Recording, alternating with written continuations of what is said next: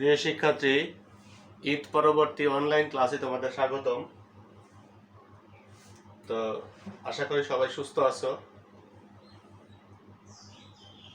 আজ intermediate accounting এর cash flow স্টেটমেন্টের একটা অঙ্কের সমাধান করব। তো অঙ্কটা করার পূর্বে অঙ্কের যে ইনফরমেশনগুলো সেই ইনফরমেশনগুলো তোমাদের জানা দরকার। From the following data prepare a cash flow statement. তো এখানে একটা বিষয় যেখানে উল্লেখ করা নেই, ক্যাশ ফ্লো স্টেটমেন্ট তৈরি করো ইনডাইরেক্ট মেথড না ডাইরেক্ট মেথড। যদি ক্যাশ ফ্লো স্টেটমেন্টে ইনডাইরেক্ট এবং ডাইরেক্ট কোনো পদ্ধতি উল্লেখ না থাকে তাহলে যে কোনো পদ্ধতি অনুসরণ করা যায়। তবে ছাত্রছাত্রীদের ইনডাইরেক্ট মেথডটা যেহেতু তুলনামূলক সহজ পদ্ধতি, সাধারণত ছাত্রছাত্রীরা ইনডাইরেক্ট মেথডই করে থাকে। এবং এটাই বলবো, যদি কোনো কিছু না উল্লেখ করা থাকে তাহলে আমরা ইনডাইরেক্ট মেথডটাই করব। এখানে অ্যাসেট দেওয়া আছে ক্যাশ ৬,০০০ ২০১৫ সালে, ১৬ সালে ৮,০০০, অ্যাকাউন্ট রিসিভেবল ২০,০০০, ১৬,০০০, ইনভেন্টরি ৪০,০০০, ৪৪,০০০, ইকুইপমেন্ট ৩০,০০০ আর ৩৮,০০০। এবার বলছে লাইবিলিটিস অ্যান্ড অনার্স ইকুইটিতে অ্যাকুমুলেটেড ডেপ্রিসিয়েশন ৮,০০০ আর পরবর্তীতে ছিল ১০,০০০, অ্যাকাউন্ট পেবল ১২,০০০, ৮,০০০, ট্যাক্স পেবল ২,০০০, ৪,০০০, কমন শেয়ার আছে। এখানে একটা বিশেষ জিনিস লক্ষণীয়, ৫০,০০০ আর ৫৪,০০০। তো কমন শেয়ার ৪,০০০ টাকা বেড়েছে। সাথেই বলা আছে প্রিমিয়াম অন স্টক বা শেয়ার, এখানে আছে ২,০০০ টাকা, প্রথম ঘরে নেই। তো এই প্রিমিয়ামটা পরবর্তীতে অ্যাডজাস্টমেন্টের সাথে কাজে লাগবে। রিটার্ন আর্নিং দেওয়া আছে। তো রিটার্ন আর্নিংটা কাজে লাগে না তখনই যদি অঙ্কে ডিভিডেন্ড এবং নেট ইনকাম দুইটাই দেওয়া থাকে। তো দেখা যাক, নেট ইনকাম দেওয়া আছে, ডেপ্রিসিয়েশন দেওয়া আছে, ইকুইপমেন্ট পারচেজ টাকা ১০,০০০ তাও দেওয়া আছে। এই যে বলা আছে ২০০ শেয়ার ইস্যু অ্যাড টাকা ৩০ পার শেয়ার। তো দেখা যায় ২০০ শেয়ার ৩০ টাকা করে যদি হয় তাহলে ৬,০০০ টাকা, ৩ দুগুণে ৬,০০০ টাকা হয়। কিন্তু কমন স্টকের শুধু আমরা দেখতেছি ৫০,০০০ জায়গায় ৫৪,০০০, অর্থাৎ এখানে ৪,০০০ বেড়েছে। তাহলে আমার কমন স্টক ইস্যু করলাম কত করে, ৩০ টাকা করে ২০০ শেয়ার, তাতে হয় ৬,০০০, আর এখানে বাড়লো ৪,০০০। ওই যে দেখি যে কমন স্টক এর প্রিমিয়াম আছে হচ্ছে ২,০০০, তার মানে আমরা শেয়ারটা ইস্যু করছি প্রিমিয়ামের মাধ্যমে ৪,০০০ আর ২,০০০, মোট ৬,০০০ টাকা। এরপরে বলা আছে ডিভিডেন্ড পেইড, ডিভিডেন্ড পেইড টাকা ১২,০০০, ফুললি ডেপ্রিসিয়েটেড দ্যাট কস্ট টাকা ২,০০০ was discarded its a cost and accumulated depreciation were removed from account। তো কথা হচ্ছে একটা সম্পত্তি সম্পূর্ণভাবে অকেজো হয়ে গেছে, যেটা ডিসকার্ড মানে সরিয়ে ফেলা হয়েছে এবং অ্যাকুমুলেটেড ডেপ্রিসিয়েশন থেকে সরিয়ে ফেলা হয়েছে বা সরিয়ে ফেলা হবে। তো কথাটা হচ্ছে এই এন্ট্রিটা তখনই কাজে লাগবে যদি অঙ্কে ডেপ্রিসিয়েশন না দেওয়া থাকে। তো যেহেতু অঙ্কে ডেপ্রিসিয়েশন দেওয়া আছে, অতএব এই এন্ট্রিটা আর আমাদের কোনো কাজে লাগবে না। তো প্রিয় ছাত্রছাত্রী, আমরা এবার ক্যাশ ফ্লো স্টেটমেন্টটা তৈরি করতে পারি। তো শর্তটা হচ্ছে এরূপ,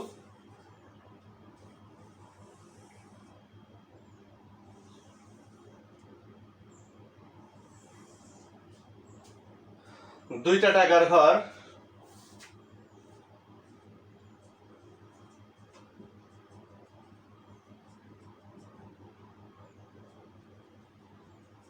cash flow statement, indirect method, details টাকা টাকা। তো আগেই বলা ছিল ক্যাশ ফ্লো স্টেটমেন্টে এই অ্যাক্টিভিটি গুলো তিনটা অ্যাক্টিভিটির মধ্যে সীমাবদ্ধ। সেটা হচ্ছে ১ নম্বরে cash flow from operating activities. Cash flow from operating activities এর মধ্যে সর্বপ্রথম যাবে হচ্ছে নেট ইনকাম।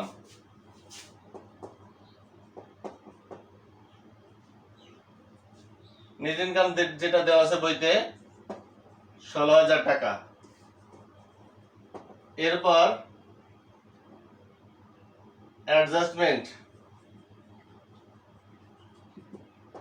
অ্যাডজাস্টমেন্টের মধ্যে দেখা যায় সর্বপ্রথম depreciation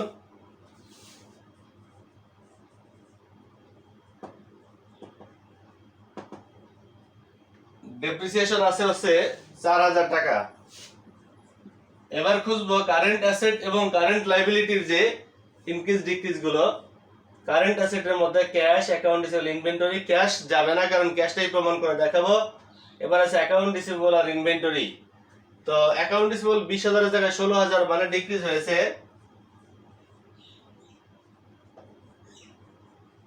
decrease of account receivable 4,000 টাকা।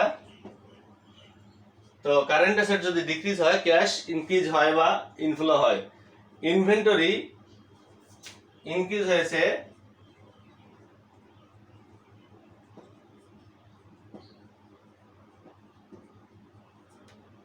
ইনক্রিজ অফ ইনভেন্টরি, এটা 44,000 আর 40,000 ব্যবধান করলে হয় 4,000। এবার এসে লাইবিলিটি পাশে অ্যাকাউন্ট পেবল 12,000 এর জায়গায় 8,000 হয়েছে, তার মানে হ্রাস পেয়েছে। ডিক্রিজ অফ অ্যাকাউন্ট পেবল 4,000, মানে ক্যাশও মাইনাস হবে। এবার ট্যাক্স পেবল 2,000 এর জায়গায় 4,000 হয়েছে, তার মানে বেড়েছে। ইনক্রিজ অফ ট্যাক্স পেবল 2,000 টাকা বেড়েছে, তার মানে ক্যাশ ইনফ্লো 2,000 টাকা। এই সব যোগ বিয়োগ করে হয় 2,000 টাকা। আগে ছিল 16,000 আর 2,000 যোগ করলে হয় 18,000। তো কথা হচ্ছে, যদি এই টাকা যোগ বিয়োগ করে প্লাস চিহ্ন হয় তাহলে সে নেট ক্যাশ প্রোভাইডেড বাই, আর যদি মাইনাস হয় তাহলে used by. Net cash provided by operating activities. বোর্ডের জায়গা স্বল্পতার কারণে আমি এটা একটু মুছে ফেলবো, তোমরা এটুকু স্ক্রিনশট দিয়ে রাখতে পারো। আমি এই জেরটাকে উপরে নিয়ে যাব।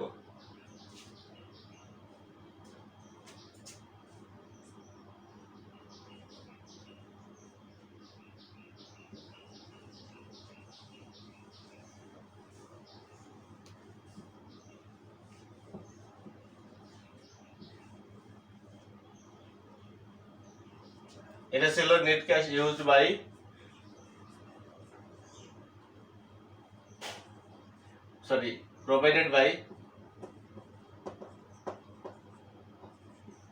provided by operating activities. 2 নম্বর আছে cash flow from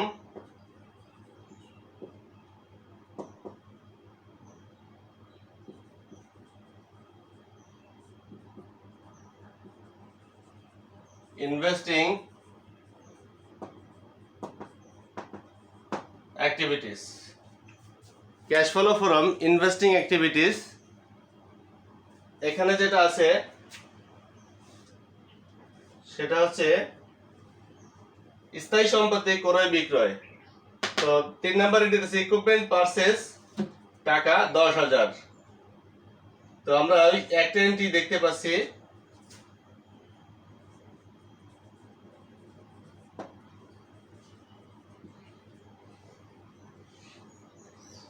equipment purchase 10,000।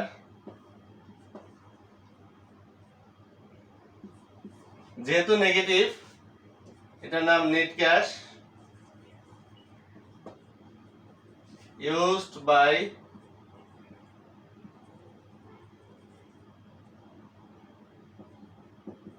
investing activities এরপর আছে cash flow from financing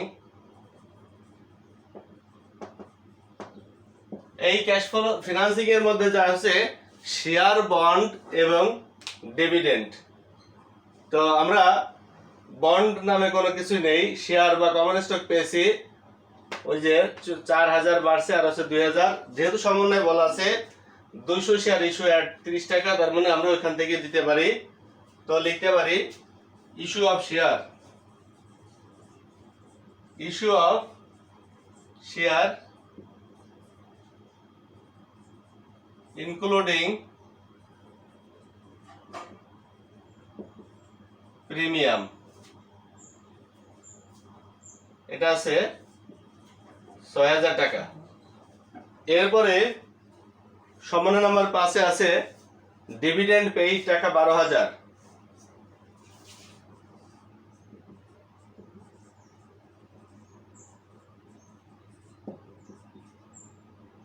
dividend paid 12000 ঋণাত্মক তো এটাও ঋণাত্মক হয়েছে 6000 টাকা এটা নাম আছে net cash used by financing activities তো 18 10 আর 6 এই দুইটা আছে নেগেটিভ এটা পজিটিভ তাতে হয় 2000 টাকা এই 2000 টাকা যেহেতু প্লাস হয়েছে এটার নাম net increase in cash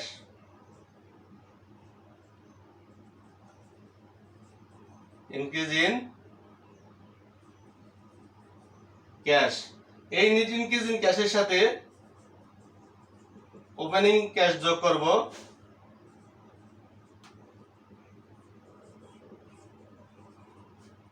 opening cash বইতে দেওয়া ছিল হচ্ছে 6000 তাহলে যোগ করলে আমি পাচ্ছি 8000